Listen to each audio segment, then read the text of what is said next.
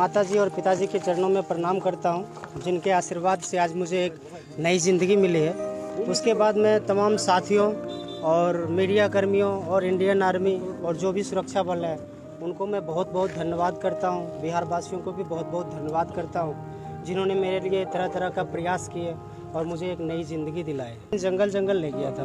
4 दिन मैंने पैदल चला। पैदल चलने के बाद एक जंगल में ले गया, वहाँ पे हमें रखा और 2 दिन 3 दिन में वहाँ से मूव भी करा के अलग अलग जंगल में रखा है, लेकिन वहाँ पे कोई बस्ती नहीं है, जंगल है। 6 आदमी आया था और वो सुबह 3 बजे पैदल चलना चालू किए थे आज, और लगभग 2 आवर्स चलने के बाद मुझे अकेला वो छोड़ दिए। क्या बोला? सोने के वक्त आपको क्या बोले कि यहाँ से आप नीचे जाओ, नीचे में आपको एक छोटा सा रास्ता मिलेगा, उससे आगे जाना, वहाँ पे आपको एक बड़ा रास्ता मिलेगा, वहाँ आप किसी से हेल्प मांग लेना, और साथ में मुझे 2000 कैश दिए थे कि आपको खाना वाना खाने की जरूरत पड़ेगा तो खा लेना। निर्दिष्ट हेरिৰ পৰা মানে খবৰ পালোঁ যে তেখেতৰ মুক্তি হৈছে, আৰক্ষী জিম্মাত আছে।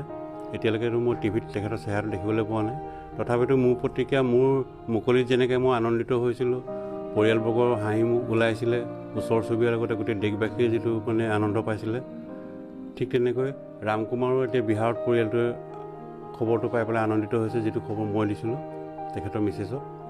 আৰু ইয়াতে মই সমূহ অসমবাসী ৰাইজৰ মিডিয়া অনুষ্ঠান প্ৰতিষ্ঠানলৈ আপোনালোকৰ নিউজৰ থ্ৰুৱেদি মই কৃতজ্ঞতা জ্ঞাপন কৰিছোঁ।